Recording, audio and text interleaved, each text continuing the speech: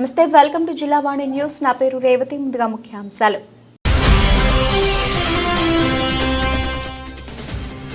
రాష్ట్ర వ్యాప్తంగా ఘనంగా పొట్టి శ్రీరాముల వర్ధంతి కార్యక్రమాలు. విజయవాడలో అమరవీరునికి నివాళులర్పించిన CM Chandrababu, deputy CM Pawan Kalyan.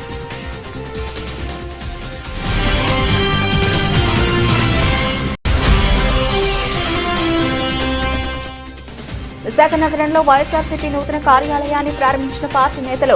2027లోనే జరిగే జమిలి ఎన్నికలకు పార్టీ నేతలందరూ సిద్ధమవ్వాలని పిలుపునిచ్చిన విజయసాయిరెడ్డి.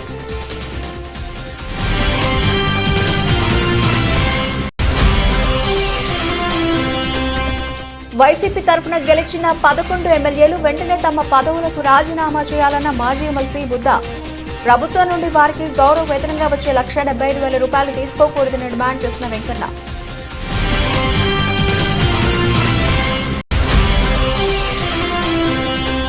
విశాఖ ఆంధ్ర యూనివర్సిటీ అసోసియేషన్ ఆధ్వర్యంలో ప్రారంభమైన పెన్కాక్ సిలాట్ ఛాంపియన్షిప్ పోటీలు. రాష్ట్ర నలుమూలల నుండి జిల్లాల వారీగా వచ్చేసి ఆటల పోటీల్లో పాల్గొన్న క్రీడాకారులు. 5 ఏళ్లు ఇంత స్వేచ్ఛ ఉండేదా అని ప్రశ్నించారు ఆంధ్రప్రదేశ్ సీఎం చంద్రబాబు.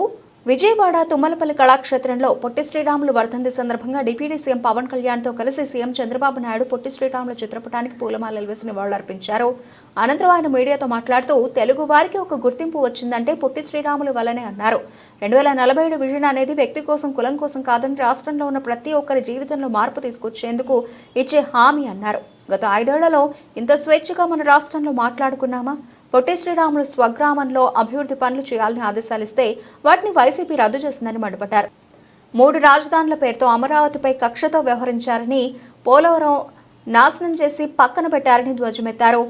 పొట్టి శ్రీరాములు ఆత్మార్పణ తర్వాత ఉద్యమం వచ్చిందని, తర్వాత ఆంధ్ర రాష్ట్రం ఏర్పాటైందని పేర్కొన్నారు సీఎం చంద్రబాబు. ఇంత అనుభవం ఉన్నా నాకు ఒక్కోసారి ఏం చేయాలో అర్థం కాని పరిస్థితుల్లో రాష్ట్రాన్ని గత 5 ఏళ్లు పాలించారన్నారు. మిత్రులు,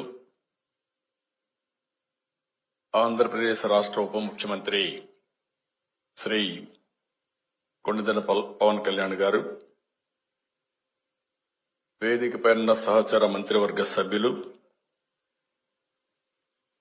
వేదికపై ఉన్నటువంటి గౌరవ ప్రజాప్రతినిధులు, పార్లమెంట్ సభ్యులు, శాసనసభ్యులు, అదేవిధంగా వివిధ కార్పొరేషన్ చైర్మన్లు, అందరికి కూడా మనస్ఫూర్తిగా ఈరోజు ఈ కార్యక్రమానికి, ఒక పవిత్రమైన కార్యక్రమానికి చేసిన సోదరులందరికీ పేరు పేరున మనస్ఫూర్తిగా నమస్కారాలు, అభినందనలు, శుభాభినందనలు. ప్రతిరోజు ఒక ముఖ్యమైనప్పటికీ ఈ రోజుకు ఒక ప్రత్యేకత ఉంది. ఈ రోజు మనం అందరం, తెలుగు వారందరం కూడా గర్వంగా తెలుగు రాష్ట్రంలో మేమున్నామని చెప్పుకునే రోజు వచ్చిందంటే అది ఒక వ్యక్తి వల్ల. ఆ వ్యక్తే పొట్టి శ్రీరాములు గారని చెప్పి కూడా మీకు తెలియజేస్తున్నా. మనం అందరం 24 గంటలు ఆలోచిస్తూ ఉంటాం, మన కోసం ఆలోచిస్తాం. ఇంకొద్ది ఎక్కువైతే మన కుటుంబం కోసం ఆలోచిస్తాం. కొంతమంది గ్రామం కోసం ఆలోచిస్తారు. కానీ కొద్ది మంది, ఏ ఒక్కరో జాతి కోసం ఆలోచిస్తారు. తెలుగు జాతి కోసం ఆలోచించి దాన్ని సాధించి పెట్టిన ఏకైక వ్యక్తి పొట్టి శ్రీరాములు గారని చెప్పి కూడా మీకు తెలియజేస్తున్నా. అయితే జరిగిన సంఘటన ఇప్పుడే ఒక ఫిల్మ్ చూపించారు. ఒక మనిషి ఒకటి సాధించాలంటే ఎన్ని అవస్థలు పడాలనో ఆ ఫిల్మ్లో చాలా స్పష్టంగా చూపించే పరిస్థితి వచ్చింది. 58 రోజులు ఉదయం బ్రేక్ఫాస్ట్ చేసి మధ్యాహ్నం భోజనం చేయకపోతే తట్టుకోలేం.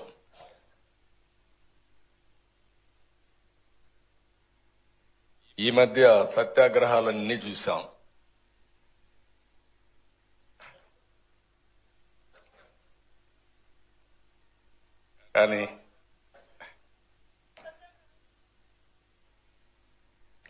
కానీ ఒక సంకల్పం, ఆ సంకల్ప సిద్ధి కోసం త్యాగం చేసిన ఏకైక నాయకుడు పొట్టి శ్రీరాములు గారు. అందుకే పొట్టి శ్రీరాములు గారు అమరజీవి అయ్యారు. ఆయన ఆత్మార్పణ ఈరోజు దేశం మొత్తం భాషా ప్రయుక్త రాష్ట్రాల ఏర్పాటుకు దోహదం చేసింది. ఒక వ్యక్తి యొక్క త్యాగం, ఆ త్యాగం కూడా జమిలి ఎన్నికలపై వైసీపీ ఎంపీ విజయసాయిరెడ్డి కీలక వ్యాఖ్యలు చేశారు. జమిలి ఎన్నికల్లో భాగంగా 2027లో ఎన్నికలు వస్తాయని వైసీపీ శ్రేణులు సిద్ధంగా ఉండాలని పిలుపునిచ్చారు. ఉత్తరాంధ్రకు తిరిగి రావడం చాలా సంతోషంగా ఉందని, గత ఎన్నికల్లో ఏ పార్టీ కార్యాలయంగా వేదికగా విజయం సాధించామో మళ్లీ అదే పార్టీ కార్యాలయం ప్రారంభోత్సవం చేయడం చాలా ఆనందంగా ఉందని వైసీపీ ఎంపీ విజయసాయిరెడ్డి అన్నారు. కార్యకర్తలకు వైఎస్ జగన్ అండగా ఉంటారని, వారికి ఎలాంటి నష్టం జరగకుండా చూసుకుంటారని అన్నారు. నిత్యం కార్యకర్తలకు ప్రజలకు అందుబాటులో ఉండాలన్నారు. ఈరోజు నగర విశాఖపట్నం వైఎస్ఆర్ కాంగ్రెస్ పార్టీ కార్యాలయాన్ని ప్రారంభించుకోవడం జరిగింది. పెద్దలు ఇచ్చినటువంటి ఉపన్యాసాలన్నీ కూడా మీరు విన్నారు. పార్టీని ఎలా బలోపేతం చేసుకోవాలి, మనం గతంలో 5 సంవత్సరాల పరిపాలనలో మనం జరిగినటువంటి పొరపాట్లేంటి, కార్యకర్తలను ఎలా మనం నిలబెట్టుకోవాలి, వారి ప్రయోజనాలను మనం కాపాడుకోవాలి, క్షేత్రస్థాయిలో బూత్ స్థాయిలో మనం పార్టీని బలోపేతం చేసుకోవాలి, పార్టీ కార్యకర్తల్లో మనం ఉత్సాహాన్ని నింపాలి, ఉత్సాహంతో పాటు పార్టీ కార్యకర్తల్లో ఒక బాండింగ్ అంటే ఒక ప్రిన్సిపల్ అన్నటువంటిది వాళ్ళ మైండ్లో కానీ మనం ఇంబైబ్ చేయగలిగితే వైఎస్ఆర్ కాంగ్రెస్ పార్టీ ఒక రాజకీయ పార్టీ మాత్రమే కాదు, ఒక శక్తి, ప్రజాశక్తి అన్నటువంటి దాన్ని ఏదో ఒక రకమైనటువంటి బాండింగ్ మనం కానీ ఏర్పరచుకోగలిగితే ఆ రోజు నిజంగా ఎటువంటి ఒడిదుడుకులు ఎదురైనా కూడా మనం ఒక రాజకీయ శక్తిగా, ఒక ప్రజల యొక్క ఆయుధంగా, అభివృద్ధికి దోహదపడేటటువంటి ఒక ఆయుధంగా మనం తప్పకుండా ప్రజల మనసుల్లో నిలబడిపోతాము అన్నటువంటి విషయాన్ని మనం అందరం కూడా ఈ సమావేశంలో చర్చించుకోవడం జరిగింది. తప్పకుండా పార్టీని మనం బలోపేతం చేసుకుంటాం. 2027లో జరగబోయేటటువంటి ఒక దేశం ఒక ఎలక్షన్ అన్నటువంటి బిల్లుని పార్లమెంటులో ఆమోదించినట్లయితే 2027లో తప్పకుండా ఎన్నికలు జరుగుతాయి. వైఎస్ఆర్ కాంగ్రెస్ పార్టీ విజయం సాధిస్తుంది అన్నటువంటి విషయాన్ని నేను పాత్రికేయ మిత్రుల ద్వారా నేను తెలియజేస్తా ఉన్నా. ఈ యొక్క ప్రభుత్వం, చంద్రబాబు నాయుడు ప్రభుత్వం ఈరోజు అనుసరిస్తున్నటువంటి విధానాలు, ప్రజా వ్యతిరేక చర్యలు, ఏ గ్రామానికి వెళ్ళినా కూడా గ్రామాల్లో ఉన్నటువంటి వైఎస్ఆర్ కాంగ్రెస్ పార్టీ సపోర్టర్స్ ఎవరైతే ఉన్నారో వాళ్ళని ఊర్ల నుంచి తరిమేయడం, ఊర్ల బయట వాళ్ళు టెంట్లు వేసుకొని నివసించడం, ఒక భయానకమైనటువంటి వాతావరణాన్ని తెలుగుదేశం పార్టీ ఈరోజు సృష్టించి గతంలో ఎన్నో ప్రభుత్వాలు అధికారం. ఎన్టీఆర్ జిల్లా విజయవాడ మాజీ ఎమ్మెల్సీ బుద్ధ వెంకన్న తన కార్యాలయంలో నిర్వహించిన మీడియా సమావేశంలో మాట్లాడుతూ వైసీపీ తరఫున గెలిచిన 11 మంది ఎమ్మెల్యేలు వెంటనే అసెంబ్లీకి వెళ్లి తమ నియోజకవర్గ సమస్యలను చెప్పాలని, లేదంటే రాజీనామా చేయాలని, రాజీనామా చేస్తే ప్రభుత్వం నుండి వారికి గౌరవంగా వచ్చే ₹1,75,000 తీసుకోకూడదని డిమాండ్ చేశారు. ఈ మేకలు ఎలాగైతే ఆకులు మేస్తాయో అలాగా ప్రతి 1వ తారీఖున ఈ 11 మేకలు కూడా ప్రభుత్వ ఇచ్చే డబ్బుని, అలాగే వాళ్ళకిచ్చే వాళ్ళకిచ్చే ఇండియా అవనివ్వండి, కార్ ఎలివెన్స్లు అవనివ్వండి, ఎలివెన్స్ మొత్తం కూడా ప్రతి నెల 1,75,000 రూపాయలు వాళ్ళ అకౌంట్లో పడితే ఈ మేకలు ఆ 1,75,000 తింటూ ప్రజల గురించి ఒక్కరోజు కూడా అసెంబ్లీలో మాట్లాడినటువంటి విధానం లేదు. అందుకే ఇక నుంచి చెప్తారు, వైసీపీలో 11 మేకలు ఉన్నాయి, ఆ మేకలోకి పని పాట లేకపోయినా సరే ప్రతి నెల ప్రజాధనాన్ని 1,75,000 మేస్తున్నాయి అని కథ చెప్పాల్సినటువంటి పరిస్థితి. ఇందులో పెద్ద మేక ఉంది, పెద్ద మేక. ఆ మేక ఎక్కడ ఉంటుందంటే బెంగళూరు ప్యాలెస్లో ఉంటుంది. ఇక్కడ ఆయనకి ఇప్పుడు వరకు 5 ఏళ్ళు ఈ రాష్ట్రంలో ఆయనకి ముఖ్యమంత్రిగా పనిచేశాడు. ఇప్పుడైతే ప్రజలు అతన్ని చీకొట్టి తరిమి కొట్టారో ఆ దెబ్బతో ఈయన బెంగళూరు ప్యాలెస్కి అంకితం అయిపోయాడు. అసలు అసెంబ్లీకి వెళ్ళినటువంటి ఈ 11 మేకలుగా చెబుతున్నటువంటి ఎమ్మెల్యేలు రాజీనామా ఎందుకు చేయరు? మీరు చెప్పండి, రాజీనామా ఎందుకు చేయరు? చంద్రబాబు నాయుడు గారు అసెంబ్లీకి నేను ముఖ్యమంత్రిగానే వస్తానని శపథం చేశాడంటే ఆ రోజు ఒక రీజన్ ఉండడానికి.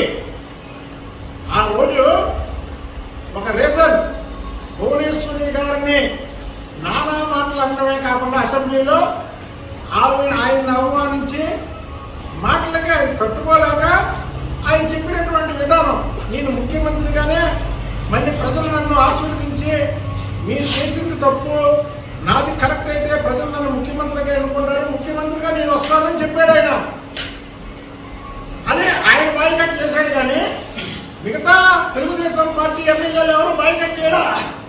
ఆ రోజు మిగతా ఎమ్మెల్యేలు కూడా చంద్రబాబు నాయుడు గారితో మేము కూడా బాయ్కట్ చేస్తామని మిమ్మల్ని అవమానపరిచారు కాబట్టి. అంటే చంద్రబాబు నాయుడు గారు ఎమ్మెల్యేలకి మీటింగ్లో కానీ ఒకటే మాట చెప్పాడు, ఏమనంటే వాళ్ళు నన్ను అవమానపరిచింది కాబట్టి నేను రాను, కానీ మిమ్మల్ని ప్రజలు ఎన్నుకున్నారు, నన్ను ఎన్నుకున్నారు, నన్ను అవమానపరిచారు కాబట్టి నేను రాను. ఈరోజు ఆంధ్ర యూనివర్సిటీలో పెన్కాక్ సిలాట్ ఛాంపియన్షిప్ అసోసియేషన్ ఆధ్వర్యంలో రాష్ట్ర నలుమూలల నుండి జిల్లాల వారీగా సెలెక్ట్ అయిన క్రీడాకారుల మధ్య రాష్ట్ర స్థాయి పోటీలు ఆదివారం అంగరంగ వైభవంగా విశాఖపట్నంలో ఆంధ్ర యూనివర్సిటీలో ప్రారంభమయ్యాయి. ఈ కార్యక్రమానికి చిన్నారులతో పాటు అధిక సంఖ్యలో తల్లిదండ్రులు కూడా హాజరయ్యారు. ఈ కార్యక్రమాన్ని ఉద్దేశించి south joint secretary P Manoj Sai మాట్లాడుతూ ఇదివరకు సెంట్రల్ గవర్నమెంట్ జాబులు ఎలిజిబుల్ ఉండేది. ఎన్డీఏ ప్రభుత్వం ఏర్పడిన తర్వాత రాష్ట్ర స్థాయిలో జాబ్స్ కి ఎలిజిబుల్ ఇవ్వడం జరిగింది. అందుకే ప్రధానమంత్రి నరేంద్ర మోదీకి, రాష్ట్ర ముఖ్యమంత్రి చంద్రబాబు నాయుడుకు, ఉప ముఖ్యమంత్రి పవన్ కళ్యాణ్ కు ధన్యవాదాలు తెలుపుకుంటున్నాము. ఈ అవకాశాన్ని తల్లిదండ్రులు పిల్లల బంగారు భవిష్యత్తు వరకు వినియోగించుకోవాలని అన్నారు. ఈ కార్యక్రమంలో Andhra Pradesh vice president Sheikh Tasin, secretary M Venkat తదితరులు పాల్గొన్నారు. అనంతరం విజేతలకు బహుమతులు అందజేశారు. ఇవాళ మన విశాఖపట్నంలో మొట్టమొదటిసారిగా first AP state pencak silat inter school competition అనేది జరుగుతుంది. ఈ కాంపిటీషన్లో రాష్ట్ర నలుమూలల నుంచి స్కూల్ విద్యార్థులు వచ్చి పార్టిసిపేట్ చేస్తున్నారు. దీన్ని ఈ ప్రెస్టీజియస్ ప్రోగ్రామ్ని మన ఆంధ్ర యూనివర్సిటీ ఇండోర్ హాల్ నందు మన pencak silat association of Visakhapatnam వారు నిర్వహిస్తున్నారు. అయితే ఈ కాంపిటీషన్కి టోటల్గా మన ఆంధ్రప్రదేశ్ మొత్తం నుంచి 500 మంది క్రీడాకారులు పార్టిసిపేట్ చేశారు. రీసెంట్గా మన ఆంధ్రప్రదేశ్ ప్రభుత్వం పెన్కాక్ సిలాట్ని స్పోర్ట్స్ కోటాలో స్పోర్ట్స్ పాలసీలో ఇంక్లూడ్ చేసింది. దానికి మా పెన్కాక్ సిలాట్ అసోసియేషన్ ఆంధ్రప్రదేశ్ తరఫున మరియు మా పిల్లలు మన కోచెస్ తరఫున మేము గవర్నమెంట్కి కృతజ్ఞతలు తెలియజేస్తున్నాము. అయితే ఈ పెన్కాక్ సిలాట్లో వివిధ విభాగాల్లో క్రీడాకారులు పార్టిసిపేట్ చేస్తున్నారు. అండర్ 14, అండర్ 17, అండర్ 19 విభాగాల్లో both male and female participants participate చేస్తున్నారు. దీంట్లో డెమాన్స్ట్రేషన్స్ ఉంటాయి, వెపన్స్తో పాటు హ్యాండ్ మూమెంట్స్తో పాటు డెమాన్స్ట్రేషన్స్ ఉంటాయి. వీటితో పాటు కాంబాక్ట్ ఉంటుంది. కాంబాక్ట్ అంటే మన ఫైట్ అనమాట. ఇలాగ రకరకాల విభాగాల్లో రకరకాల ఏజ్ కేటగిరీస్లో మన ఆంధ్రప్రదేశ్ మొత్తానికి ఒక 500 మంది క్రీడాకారులు స్కూల్స్ నుంచి వచ్చి వాళ్ళ స్కూల్స్ని రిప్రజెంట్ చేస్తున్నారు. ఇది మొట్టమొదటిసారిగా మన ఆంధ్రప్రదేశ్లో ఫస్ట్ టైము మన పెన్కాక్ సిలాట్ వారు దీన్ని ఈ ప్యాటర్న్ని స్టార్ట్ చేశారు.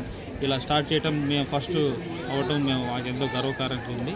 మాకు ఈ ఆపర్చునిటీ ఇచ్చిన మన విశాఖపట్నం డిస్టిక్ పెన్కాక్ సిలాట్ అసోసియేషన్కి, ఆంధ్ర యూనివర్సిటీకి మరియు స్పోర్ట్స్ అథారిటీ ఆఫ్ ఆంధ్రప్రదేశ్కి ఇంకా కృతజ్ఞతలు తెలియజేసుకుంటున్నాము.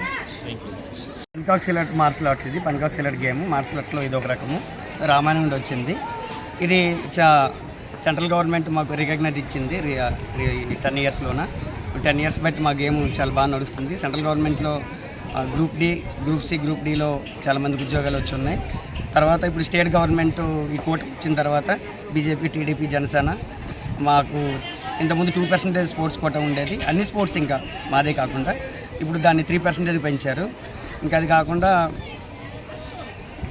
ఇప్పుడు కొత్తగా మా గేమ్ కూడా స్టేట్ గవర్నమెంట్ అంటే స్పోర్ట్స్ ఆఫ్ ఆంధ్రప్రదేశ్లో జాబ్స్కి అన్నిటికీ అవకాశం ఇచ్చారు. ఇంతకుముందు సెంట్రల్ గవర్నమెంట్ ఉండేది, ఇప్పుడు స్టేట్ గవర్నమెంట్లో కూడా మాకు అవకాశం ఇచ్చారు. 2%, 3% పెంచారు. ఇంతకుముందు 2 లక్షలు, 4 లక్షలు, 10 లక్షల లోపు ఉండేది అంటే మెడలిస్టులకి. ఇప్పుడు ఒలింపిక్స్లో ఎవరైనా మా గేమ్ ఒలింపిక్స్లో కూడా రీసెంట్గా మనం డెమో ఇచ్చాము. ఒలింపిక్స్లో ఎవరైనా ఆడినా ఇంతకుముందు 1 CR బిలో ఉండేది, ఇప్పుడు 7 కోట్ల వరకు పెంచారనమాట. ఒలింపిక్స్లో మెడల్ వస్తే 7 కోట్ల వరకు స్టూడెంట్స్కి ఇవ్వడం జరుగుతుంది. అలాగే మన నేషనల్ గేమ్స్కి వాటికైతే 5 CR వరకు ఇస్తారు, 3 CR నుండి.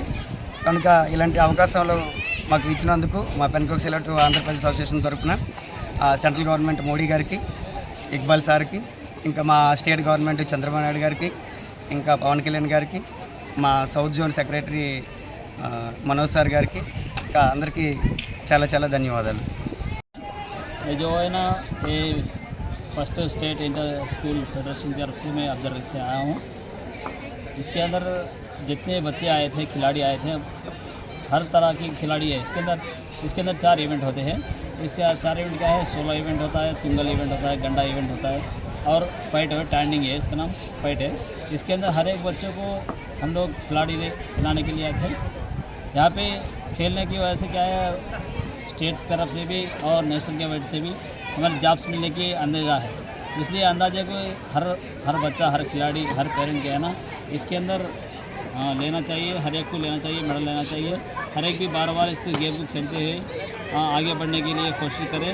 ये मेरा धन्यवाद है सबके लिए. మన్యంలో సిపిఐఎంఎల్ లిబరేషన్ నాయకత్వంలో డాక్టర్ కోట్నీసు ప్రజా వైద్యశాల పేరుతో జరుగుతున్న వైద్య సేవ కార్యక్రమంలో భాగంగా దేవీపట్నం మండలం కాలనీలో ఉచిత వైద్య శిబిరం జరిగింది. ఈ శిబిరంలో డాక్టర్ చిన్నబిల్లి ఆరోగ్య సూత్రాలు వివరించి చెప్పిన అనంతరం 182 మందిని పరీక్షించి ఉచితంగా మందులు పంపిణీ చేశారు. ఈ సందర్భంగా చిన్నబిల్లి మాట్లాడుతూ ప్రపంచ దేశాల అన్నింటిలో ఆహార ఉత్పత్తిలో 2వ స్థానంలో ఉన్న భారత్ పోషకాహార లోపంలో అగ్రస్థానంలోనూ, ఆకలి కేకల్లో తొలి స్థానంలో నిలవడం ఆశ్చర్యాన్ని కలిగిస్తోంది. చిన్నారులతో పాటు గిరిజనులు, గర్భిణీలు, బాలికల్లో పోషకాహార లోపం ఎక్కువగా ఉంది. భారతావనిలో పట్టడన్నం కోసం పేదల ఆక్రందనలు మిన్నంటుతున్నాయి. ఉజ్వల భవిష్యత్తుకు దారులు వేసుకోవాల్సిన చిన్నారులు గుప్పెడు మెతుకుల కోసం యాజకులుగా మారుతున్నారు. 2022లో మృతి చెందిన బాలల్లో 65% మంది పేదరికం, పోషకాహార లోపం, ఆకలితో మరణించారని ఆక్స్ఫామ్ నివేదిక వెల్లడించింది. మరోవైపు పేద ప్రజల సంపద అదానీ, అంబానీ జేబుల్లోకి యథేచ్ఛగా చేరుతోంది. కోవిడ్ తర్వాత వీరి సంపద రెట్టింపు అయిందని అనేక లెక్కలు చెబుతున్నాయని అన్నారు. అనంతరం వారికి మాస్కులు, బిస్కెట్ ప్యాకెట్లు, బట్టలు పంపిణీ చేశారు. కార్యక్రమంలో సిపిఐ లిబరేషన్ కాకినాడ జిల్లా కార్యదర్శి ఏకుపాటి అర్జునరావు, అధ్యక్షులు సోమిశెట్టి, జై భీమ్ ఆటో యూనియన్ అధ్యక్షులు సిహెచ్ రాంబాబు, జన సంస్కృతి మండలి సభ్యులు కామ్రేడ్స్ శ్యామల్, రాజు, సింహాచలం, విలియం షేక్స్పియర్, ప్రసాదరావు, పల్ల శ్రీను, రాజు, ప్రదీప్ తదితరులు పాల్గొన్నారు. ఆహార ఉత్పత్తిలో 2వ స్థానంలో ఉన్న భారత్ పోషకాహార లోపంలో అగ్రస్థానంలోనూ, ఆకలి కేకల్లో తొలి స్థానంలో నిలబడడం ఆశ్చర్యాన్ని కలిగిస్తుంది. చిన్నారులతో పాటు గిరిజనులు, గర్భిణులు, బాలికల్లో పోషకాహార లోపం ఎక్కువగా ఉంది. భారతావనిలో పట్టడన్నం కోసం పేదల ఆక్రందనలు మిన్నుముట్టుగా ఉన్నాయి. ఉజ్వల భవిష్యత్తుకు దారులు వేసుకోవలసిన చిన్నారులు గుప్పెడు వెతుకుల కోసం యాచకులుగా మారుతున్నారు. 2022లో మృతి చెందిన బాలల్లో 65% మంది పేదరికం, పోషకాహార లోపం, ఆకలితో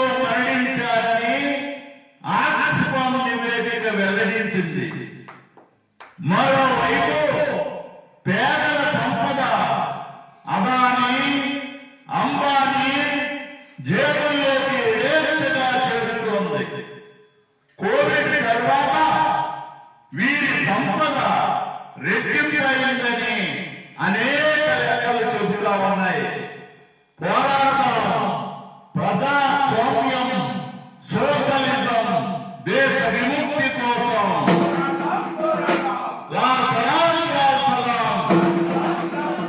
జై భీమ్, జై భీమ్.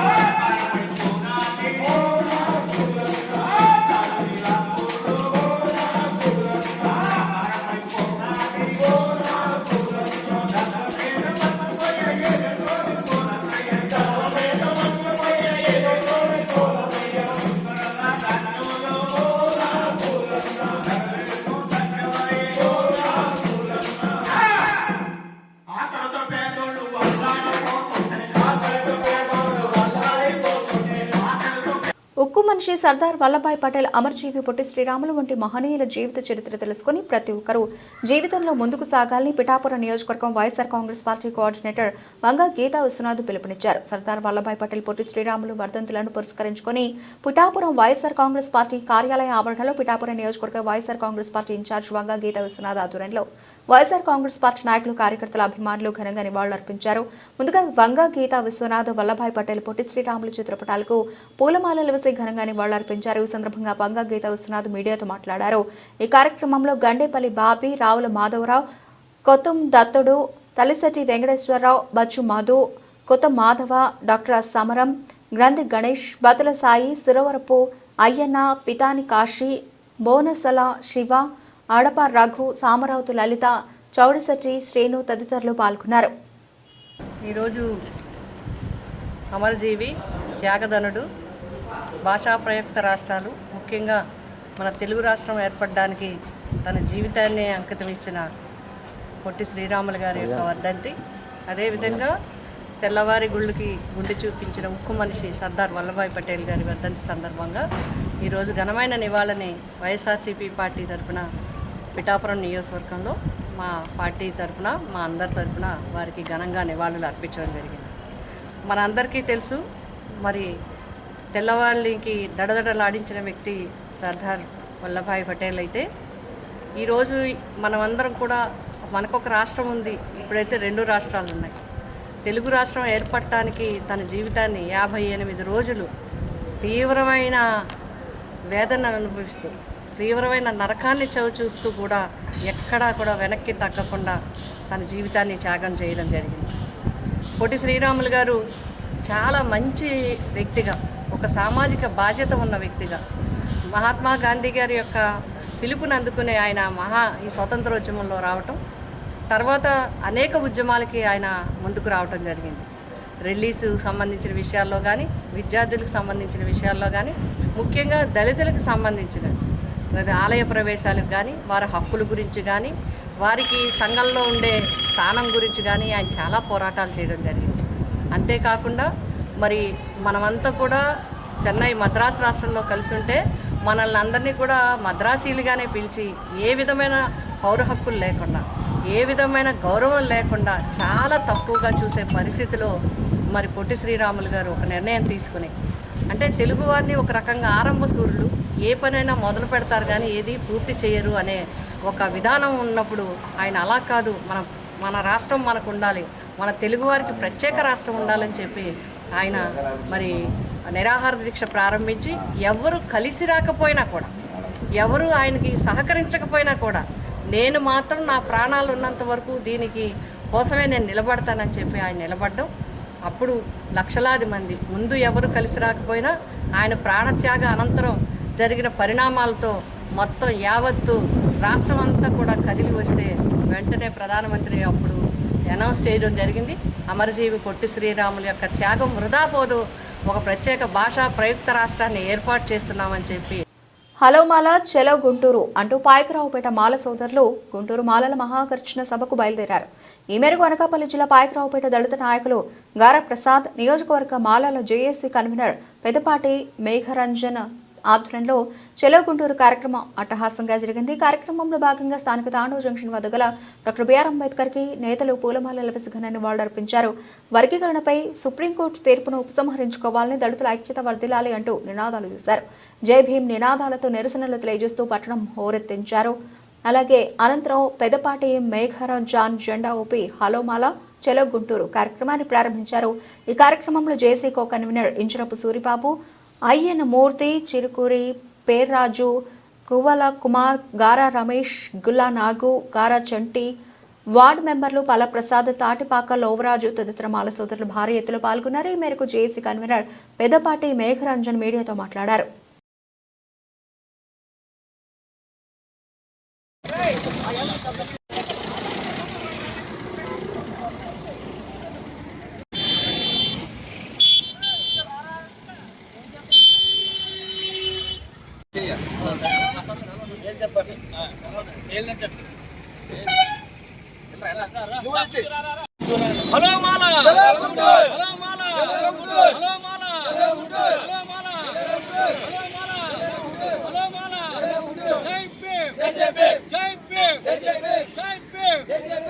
సుప్రీంకోర్టు తీర్పును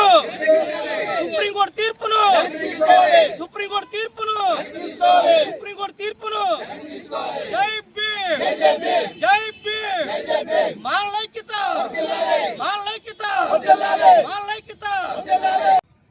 స్థానిక పాయకరావుపేట నుండి అనకాపల్లి జిల్లా పాయకరావుపేట నుండి మండల పరిధిలో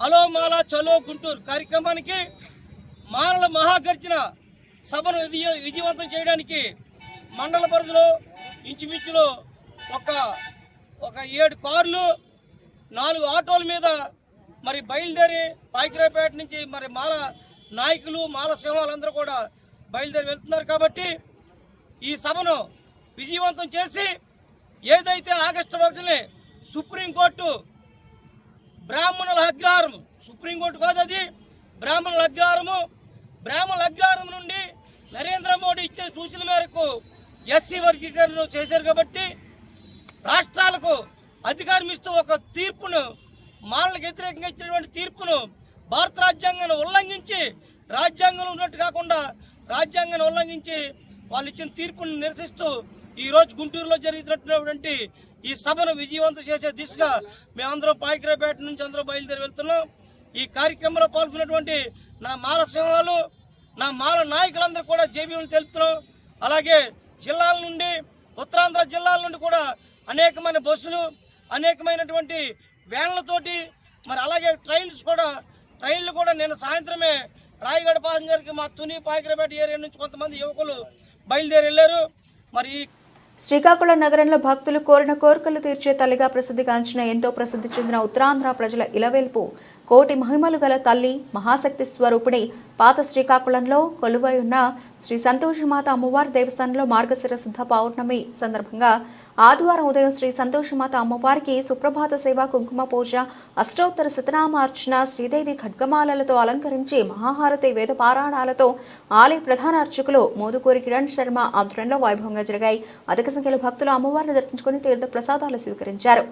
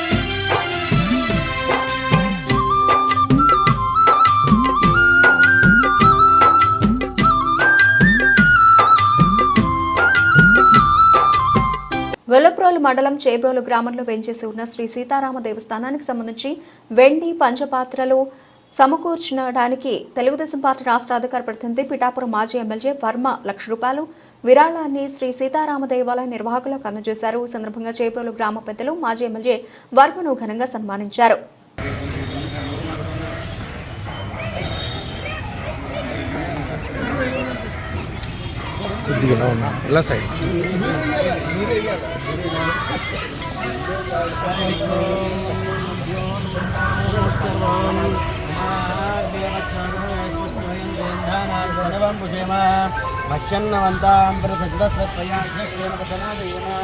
मम देवा विहवे सन्तु सर्व इन्द्रावन्तमरुतभिष्णुरग्निः मम अन्तरिक्षं मृगोपमस्तमक्षं वातः कामे अस्मिन् मयि देवाद्रवणमायदन्तां मय्यासेलस्तमय देवहूतिः दैव्या होतारावृसन्तपूर्णेरिष्टास्याम वनवासुदीराः देवामे देवी सगद्वीर्णक्ष्मदेवास धीवीरयत्नं प्रजामानगृहमानप्रदयगोमराजन्न अग्निर्वन्यं वदनं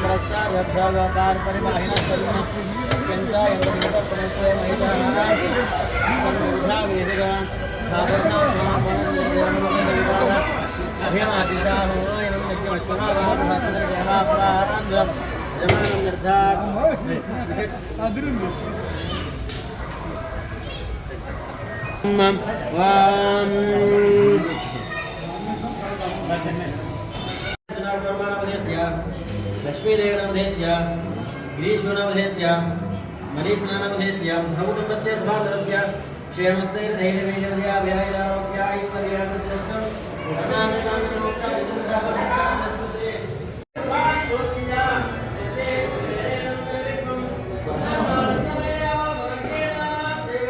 జగ్గంపేట మండలం మల్లిశాల గ్రామ శివార్లో సిద్ధరామయ్య సిద్ధాశ్రమంలో నివాసం ఉంటున్న తపస్వి మల్లిశాల స్వామీజీ పుట్టినరోజు సందర్భంగా ఆదివారం స్వామీజీకి పలువురు శుభాకాంక్షలు తెలిపారు.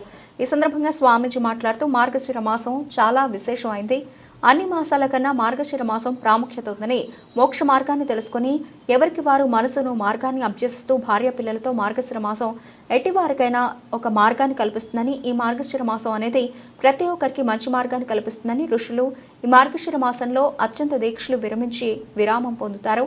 కాబట్టి ఈ మార్గశిర మాసానికి ఇంత గొప్ప ప్రాముఖ్యత ఉందని ఆయన తెలిపారు. స్వామీజీ ప్రత్యేకత దీర్ఘకాలిక వ్యాధులకు సిద్ధమూలిక వైద్యం, స్పాండిలైటిస్, మోకాల నొప్పులకు ప్రత్యేకమైన మందులు ఆయన ఇస్తారని తెలిపారు. అంతేకాకుండా స్వామీజీ 24 గంటలు ధ్యానంలో ఉంటారని, స్వామీజీని దర్శించుకోవడానికి ఇతర రాష్ట్రాల నుంచి కూడా వస్తారని తపస్వి స్వామీజీ తెలిపారు. తన జన్మదినం సందర్భంగా పలువురు స్వామీజీ పాదాలను కడిగి స్వామివారి సేవకి ప్రాప్తులయ్యారు. ఇది చాలా శ్రేష్టమైనటువంటి మార్గము. అసలు ఆ మార్గాన్ని ఆచరించిన వాళ్ళే, అభ్యసించిన వాళ్ళే యోగులవుతారు.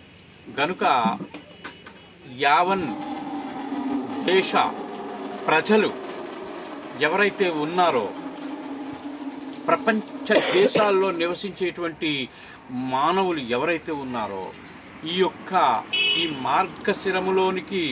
శిరములోనికి ప్రవేశించేటువంటి ఆ మార్గాన్ని గురుముఖతః ఎవరైతే ఆ విషయాన్ని తెలుసుకొని, ఆ రహస్య విద్యను తెలుసుకుని అభ్యసిస్తారో వారి జన్మ సార్థకం కాగలదు.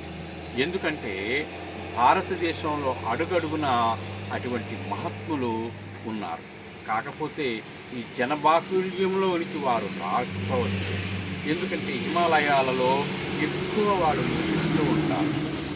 ఎందుకు జనబాహ్యంలోనికి రారు అంటే వాళ్లకు ఈ శబ్దాలు, అల్లర్లు ఇలాంటివేవి కూడా వాళ్లకు కిట్టవు.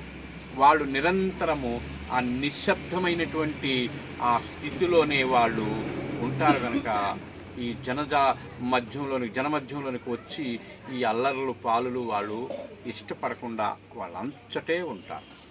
గనుక ఈ యొక్క మార్గాన్ని నేను మోక్షం పొందడానికి మార్గం తెలుసుకుంటున్నాను, నేను మోక్షం పొందడానికి దేవుణ్ణి నమ్ముకున్నాను, నేను మార్గం పొందడానికి పూజలు చేస్తున్నాను, నేను మోక్షం పొందడానికి యజ్ఞాలు చేస్తున్నాను, నేను మోక్షం పొందడానికి తీర్థక్షేత్రాదులు తిరుగుతున్నాను, నేను మోక్షం పొందడానికి ఎన్నో దైవ కార్యాలు చేస్తున్నాను అంటే అవన్నీ పుణ్యకార్యాలుగానే మిగిలిపోతాయి.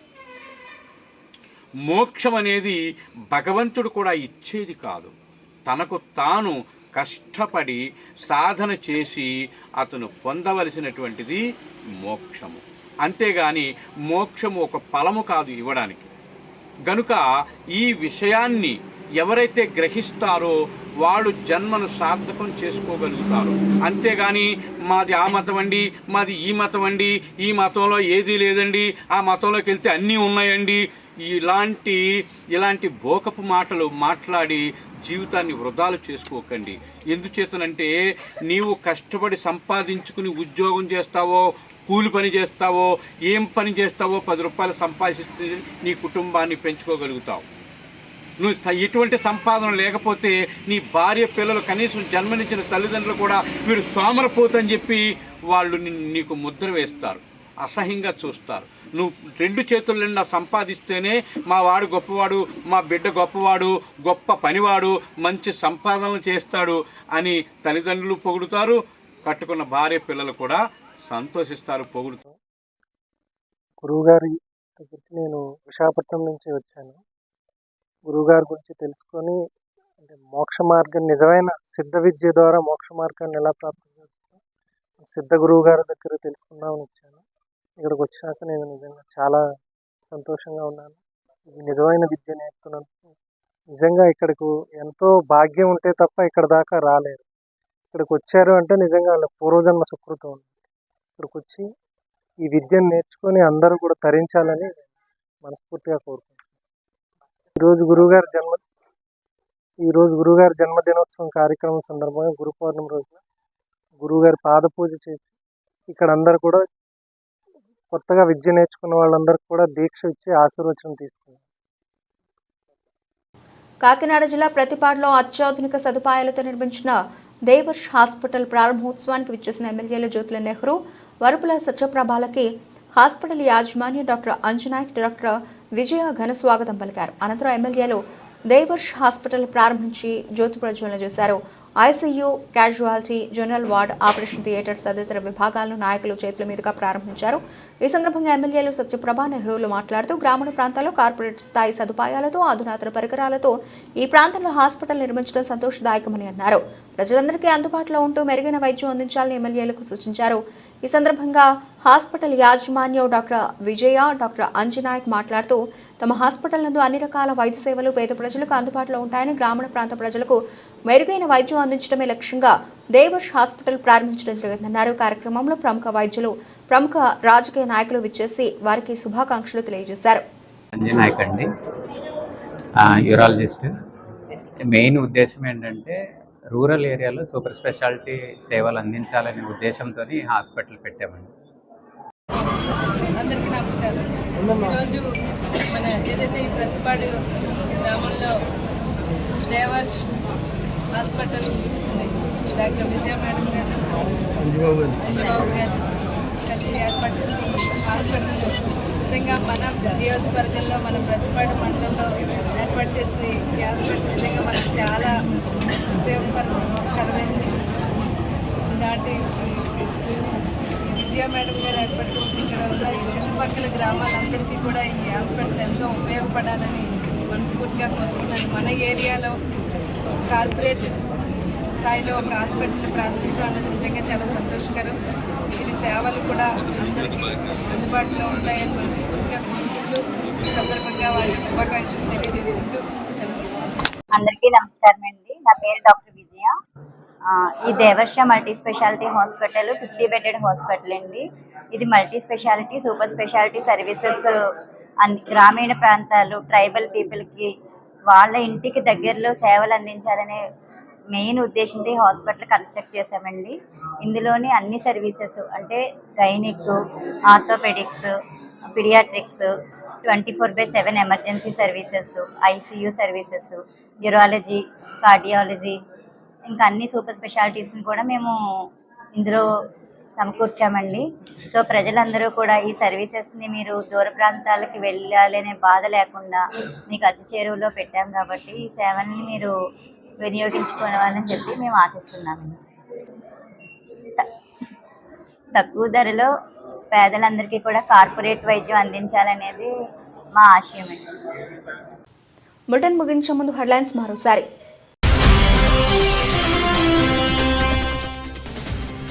రాష్ట్ర వ్యాప్తంగా ఘనంగా పొట్టి శ్రీరాముల వర్ధంతి కార్యక్రమాలు. విజయవాడలో అమరవీరునికి నివాళులర్పించిన CM Chandrababu, deputy CM Pawan Kalyan.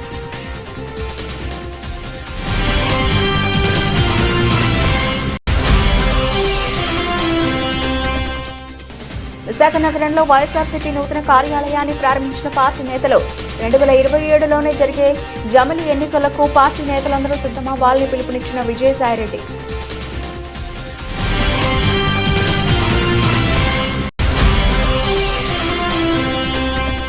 YCP తరఫున గెలిచిన 11 ఎమ్మెల్యేలు వెంటనే తమ పదవులకు రాజీనామా చేయాలన్న మాజీ ఎమ్మెల్సీ బుద్ధ. ప్రభుత్వం నుండి వారికి గౌరవ వేతనంగా వచ్చే ₹175,000 తీసుకోకూడదని డిమాండ్ చేసిన వెంకన్న.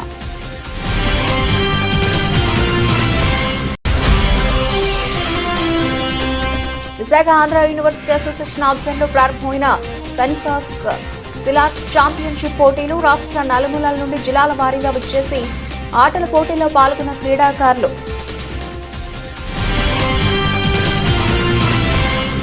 ఇవి ఇప్పటివరకు నా బులెటిన్ అప్డేట్స్. మరిన్ని అప్డేట్స్తో మళ్ళీ కలుద్దాం. అంతవరకు సెలవు, నమస్తే.